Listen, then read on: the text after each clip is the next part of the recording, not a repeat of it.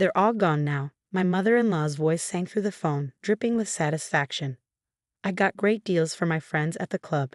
You should thank me for handling it all while you were away. I gripped my coffee mug tighter, staring out at the Mediterranean from my hotel balcony in Greece. The research fellowship I'd been awarded was supposed to be my chance to continue my father's marine biology work. Instead, here I was listening to Patricia brag about selling off my inheritance. The boats were just sitting there collecting dust. She continued, clearly enjoying herself. 8 luxury vessels. It was wasteful. At least now they'll be used properly. My name is Olivia Morgan, and at 34, I just learned that my mother-in-law had sold my father's prized collection of boats, vessels he'd spent his life restoring and using for his groundbreaking marine research. Each one was specially equipped with custom research equipment he'd designed himself. Did you get the paperwork sorted? I asked calmly, my voice steady despite the rage building inside me. The question seemed to catch her off guard. Paperwork? Oh, don't worry about all that. Cash deals are so much simpler, Patricia laughed. Your father was always obsessed with documentation and permits. Such a waste of time. I smiled, though she couldn't see it. Thanks for letting me know, Patricia. I need to go now. Early meeting tomorrow. That's it, she asked, disappointed by my lack of reaction. You're not upset. These boats were worth millions, and now they're gone. Just like that. Just like that, I echoed, ending the call before she could respond. I immediately dialed another number, one I'd memorized years ago. Harbor Master Stevens, it's Olivia Morgan. Has anyone tried to move my father's boats? Mrs. Morgan. I was just about to call you, his familiar voice replied. Some people showed up this morning with cash, claiming they bought the vessels. I told them they needed proper transfer documentation and registration papers.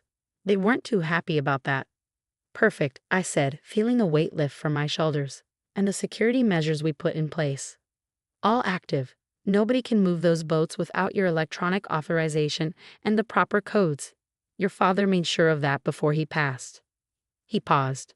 Should I be worried about these people? No, I replied, but please keep the cameras running. I have a feeling they'll be back. After hanging up, I opened my laptop and clicked on a bookmark labeled Morgan Fleet Security. 8 live video feeds appeared, showing each of my father's boats safely docked in their spots. The security system he'd installed before his death was state-of-the-art, designed to protect not just the vessels but the valuable research equipment on board. My father, Dr. James Morgan, hadn't just been a marine biologist. He'd been a pioneer in ocean conservation. Each boat in his fleet served a specific purpose in his research, equipped with custom technology he developed. The collection was worth millions, but their true value lay in the scientific potential they represented. Patricia had never understood that.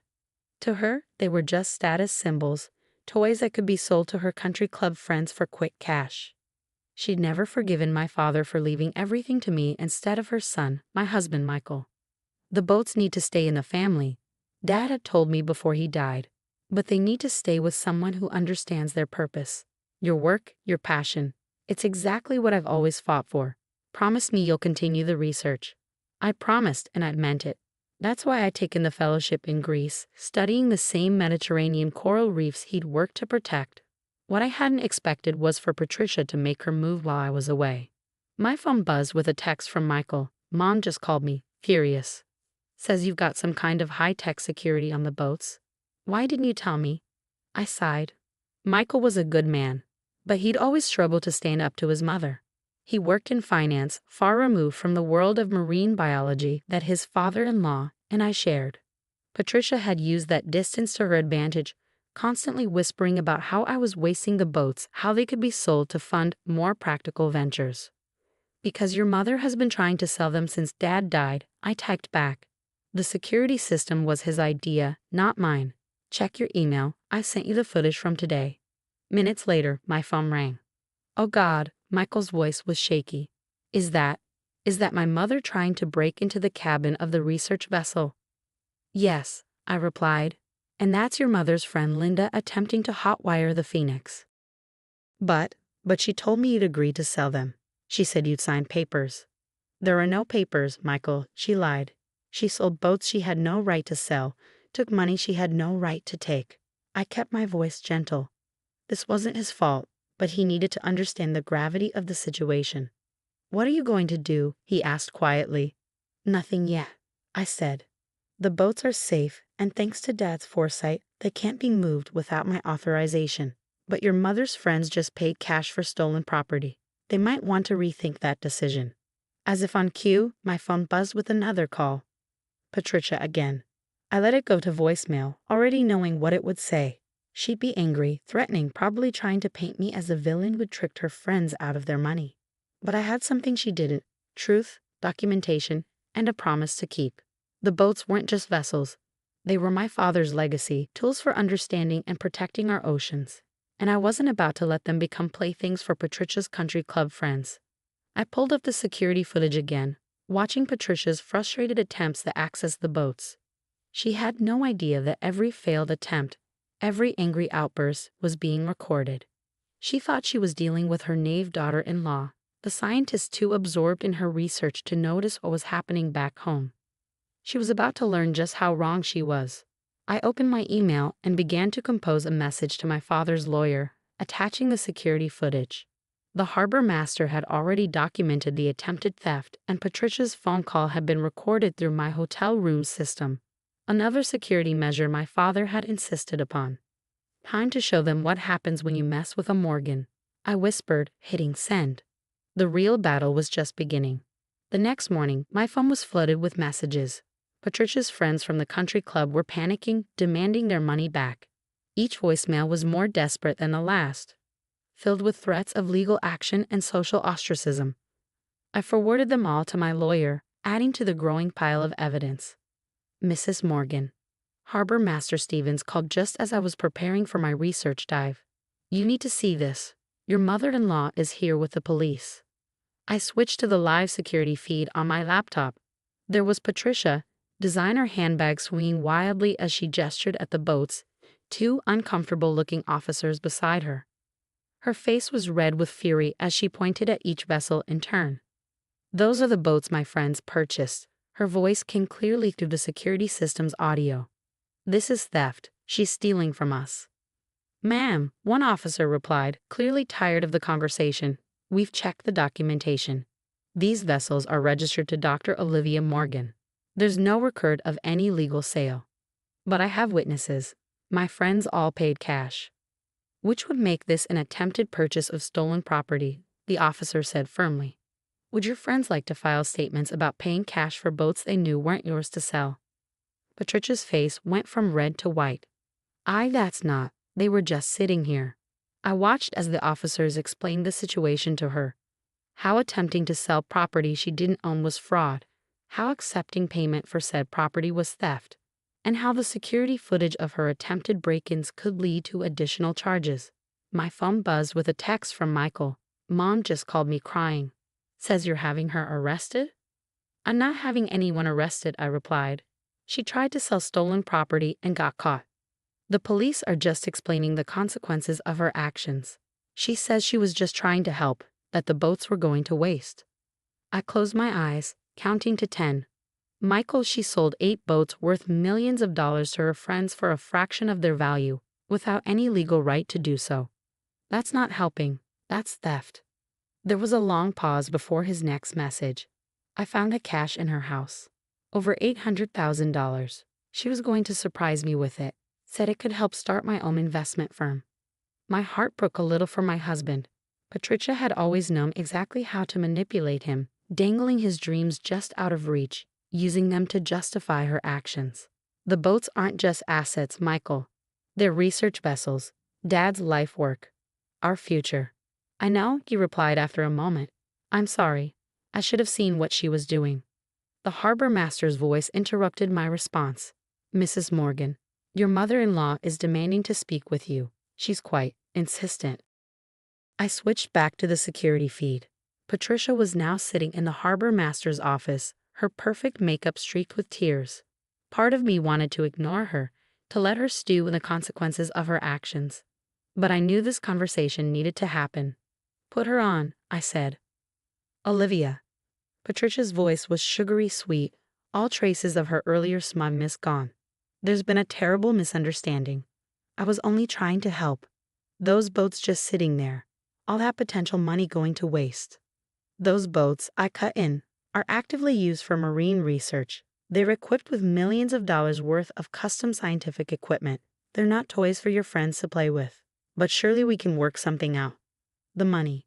The money you collected from your friends for stolen property? I interrupted.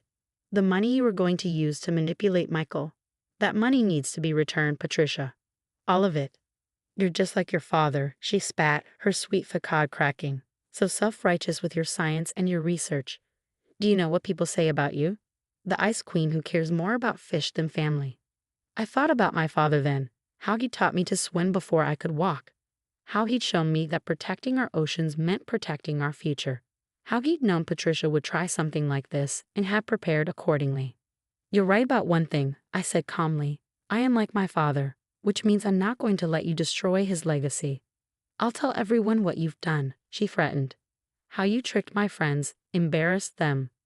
Go ahead, I replied. Tell them how you sold property that wasn't yours. Tell them how you tried to break into the boats when you couldn't access them legally. Tell them how you were going to use their money to bribe your son. I'm sure they'll be very understanding. The security feed showed Patricia's face crumpling as the reality of her situation sank in. Her friends had paid cash, large sums of it, for boats they couldn't access. Boats she had no right to sell. The scandal would destroy her carefully cultivated social status. What do you want? She whispered. I want you to return every penny to your friends. I want you to admit what you tried to do. And I want you to stay away from the boats, permanently. And if I don't, then I'll press charges. The security footage, the recorded phone calls, the attempted break-ins, it's all documented. Your choice. The harbor master's voice came back on the line. She's leaving now, Mrs. Morgan. Want me to send you the footage of her exit? No need, I said, watching through the feed as Patricia stormed out, her designer heels clicking angrily on the dock. Just make sure everyone knows those boats aren't for sale. Not now, not ever. My phone buzzed again. Michael. I just talked to Mom. She's furious, says you're ruining her life. There was a pause before his next message. I told her she ruined it herself. Pride and relief flooded through me. Maybe, just maybe, something good could come from all this. I'd like to learn, he continued, about the research, the boats, what Dad was trying to achieve. If you'll teach me. I smiled, looking out at the Mediterranean waves. I'd like that, I replied. We can start when I get back. The harbor master's final message of the day came just as I was preparing for bed. Your mother-in-law's friends have been calling. They all want their money back. Seems they're not too happy about being involved in attempted theft. I could imagine the chaos unfolding at the country club. Patricia's carefully constructed world crumbling as her friends realized they'd been duped. But that was her problem to solve, not mine. My father had trusted me with his legacy, and I had protected it. Tomorrow I would dive back into my research, continuing the work he'd started. And maybe, just maybe, I'd helped Michael break free from his mother's manipulation in the process. The boats would stay where they belonged, serving science, not status. Just as Dad had intended. 6 months after Patricia's attempted boat heist, I stood on the deck of the Phoenix, watching Michael adjust his diving gear. True to his word, he'd thrown himself into learning about our marine research program, spending every weekend mastering the basics of marine biology and boat operation. Remember, I called out, we're just cataloging the new coral growth today. No fancy maneuvers. He gave me a thumbs up, his excitement visible even through the diving mask. It was a far cry from the corporate banker who'd once dismissed his father-in-law's work as expensive hobby research. The scandal at the country club had played out exactly as expected. Patricia's friends had demanded their money back, threatening legal action when they realized they'd been tricked into attempting to purchase stolen property. The social fallout had been swift and merciless. Mrs. Morgan. Harbor Master Stevens approached, clipboard in hand. The new security upgrades are complete on all 8 vessels, and you'll be pleased to know that Mrs. Wallace hasn't attempted to access the marina since the restraining order. Patricia had made one final desperate attempt to reclaim the boats 3 months ago, showing up drunk at midnight with a set of copied keys. The security cameras caught everything, and this time, her actions had consequences. How's the equipment calibration coming along? I asked, checking the research monitors we'd installed last week. Perfect, he replied. Your father would be proud to see how you've expanded his work. The marine conservation community can't stop talking about your recent findings." He was right. The specialized equipment on these boats had helped us document unprecedented changes in Mediterranean coral populations. We just received another research grant, larger than anything my father had dreamed of. My phone buzzed. A message from Linda, one of Patricia's former friends. "Olivia, I wanted to apologize again for my part in the boat situation.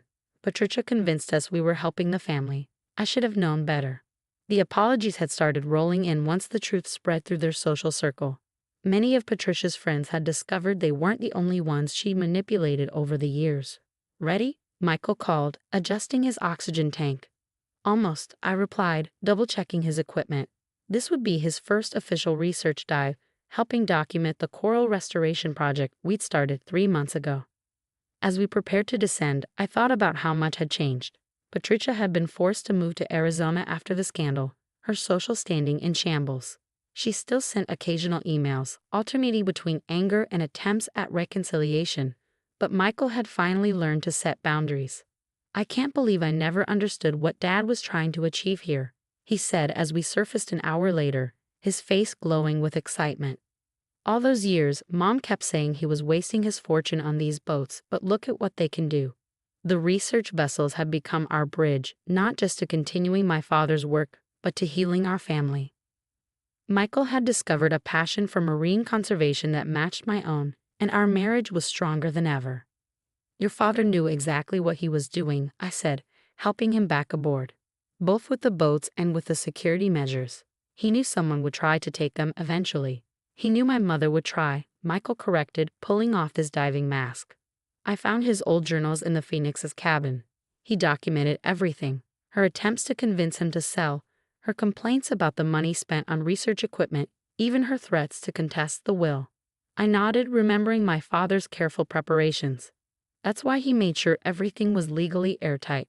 He knew the boats needed to be protected, not just from theft, but from people who couldn't see their true value. The harbor master approached with fresh towels and hot coffee. "The afternoon's data looks excellent," he reported. "The new coral beds are showing significant growth. Dr. Morgan would have loved to see this." Looking out over the fleet, 8 vessels dedicated to understanding and protecting our oceans, I felt my father's presence stronger than ever. Patricia had seen only the monetary value, the status symbols she could sell to her friends. She'd never understood that these boats were never meant to be sold. They were meant to make a difference. "Next week we'll start training the new research team," I told Michael as we packed up our gear. "Dad always wanted these boats to support a whole community of marine scientists. Now they finally will."